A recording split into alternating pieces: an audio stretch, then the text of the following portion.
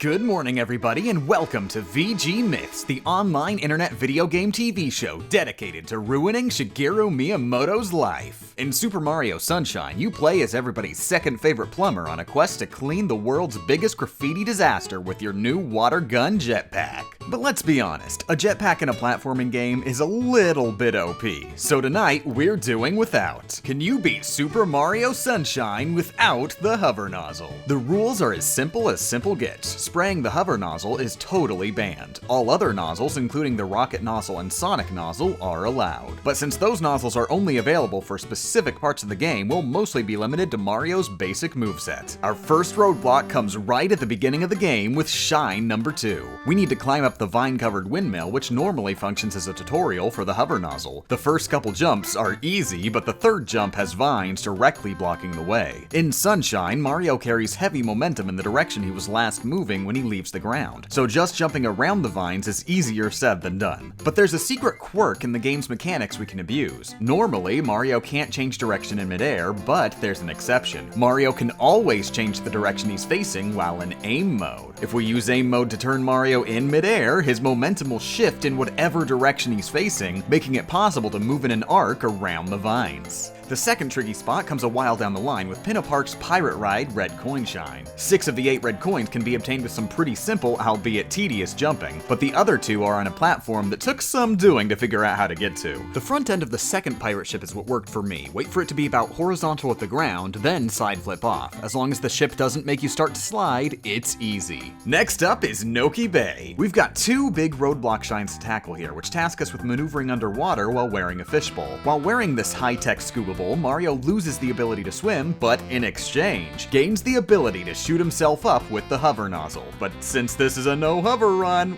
we can't do that, leaving us sitting dead in the water. All we can do is turn left, turn right, move forward, move backward, and use the spray nozzle, which does absolutely nothing. But by some absolutely ludicrous divine happenstance, the red coin in a bottle shine is still completely obtainable. There's a jet stream accessible from ground level that lets us get most of the way up the bottle without hovering. This puts 6 of the 8 red coins in our reach, but the other 2 are too high and far from the jet stream to reach while using it. There's just one saving grace. Think about it. Where does Mario spawn for this shine? At the top of the bottle, above both of the red coins we need to get. This means both red coins are within our reach, but it also means we only get a single chance to obtain both of them. If we miss either during our descent, there's no going back up and we have to retry the level. Grabbing both in one descent is no cakewalk, requiring a very specific set of actions. You'll need to move a bit forward to grab the first red coin.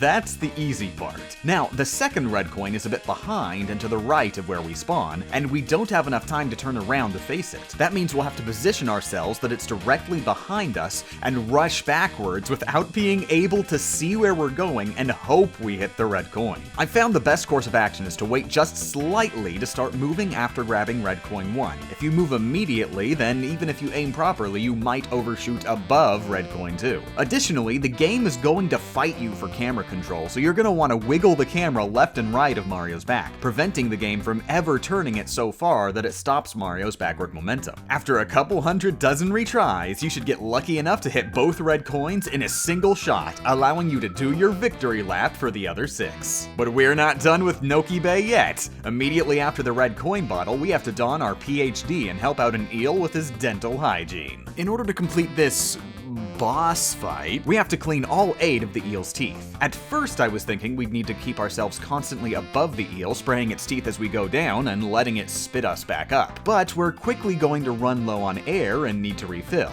It is possible to get back up when the eel retracts, but this is pretty random. There is luckily a total oversight on the developer's part that makes this boss battle super easy. When in these scuba sections, the spray nozzle seems to completely ignore all surfaces. Rather than stopping the stream when it meets an object, the stream clips through and continues past it. As a result, we can still clean the eel's teeth even from ground level by shooting water straight through its infinitely porous skin. We do still need to be concerned about our air, but we can refill it both with coins on ground level and by drinking the eel's salty tears. I'm not joking, I'm serious. You can drink the eel's tears. My whole life, I thought they were poison obstacles, but no. Run right into them. They deal 1 damage then refill you to full. Salty, but delicious. After delivering a dental hygiene PSA, we're teleported high into the water, letting us descend straight onto the shine. There's one more roadblock before the final level, which is ironically a shine where you start without the hover nozzle. In Pianta Village Shine 3, you have to reach the mayor on this golden mushroom and talk to him to get the shine. Normally, after re-obtaining FLUDD, we'd use the hover nozzle to edge ourselves up. Without it, we have to work with the super limited area we're given. The mushroom acts as a roof over the highest available ground to jump from, which gives us almost no room to move. I spent a long time looking at potentially jumping to it from elsewhere, like the giant tree in the center of the level, but getting up that thing is its own challenge, way more trouble than it's worth. Instead, we're gonna make use of our old friend, the mid-air turn. Mario's most capable jumping option is the triple jump, which requires us to jump up 3 times in a row and have a little bit of forward speed. We have just enough space to make the third jump around the left edge of the mushroom, and the triple jump gives just enough height. If we go into aim mode right as we leave the ground, we'll have enough time to face the mushroom and hopefully land on top. After finishing Pianta Village, it's time for the final challenge, Corona Mountain.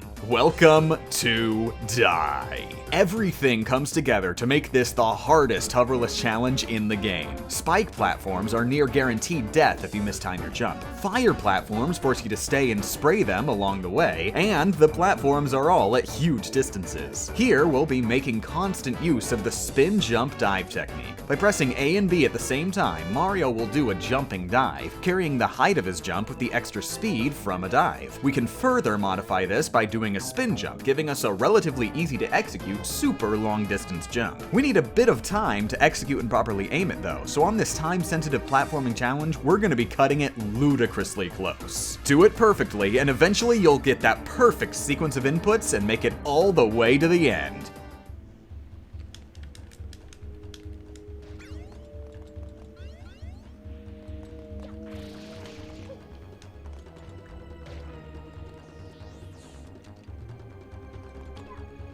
What restaurant do you normally eat at? I don't.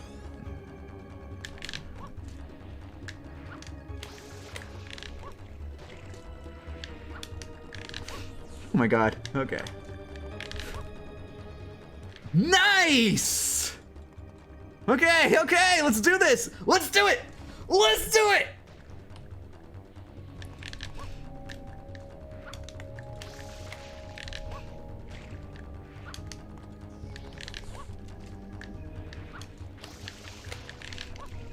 Oh god, scary. Nice! We're safe. We're safe!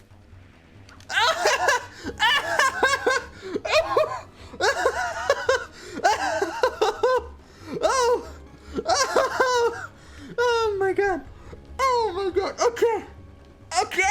Be extremely ludicrously overly careful on the boat. You do not want to mess up now. Reach the rocket nozzle and you're home free. With Bowser's relaxing family vacation rudely interrupted, the Super Mario Sunshine FLUDD's Life Was Meaningless run is mission complete. Before we go, I'd like to give credit to YouTubers Psycho and Hingle McCringleberry26, both of whom have videos about the run that were used for reference. Additionally, I did the entire run in a single sitting on stream. Link to the archive in the description. Special thanks to all Patreon backers, including Eric Flynn, Leslam, Hyperscrub ZO, RB Drox, Zalino, Mr. Harry Wonka, Mrs. Seckman, Andrew Seibert, K. Gordon, Alexander Botkin, Chris Nate, Onyu, Mason 2K, JD, Robert D. Brashier, Ross Clark, Codexo, That One Guy 28, Ikrira Salieri, Jez, Meta64, Zainobane, and Citrus Slush. Unforgivable pun for watching, and get out of my house.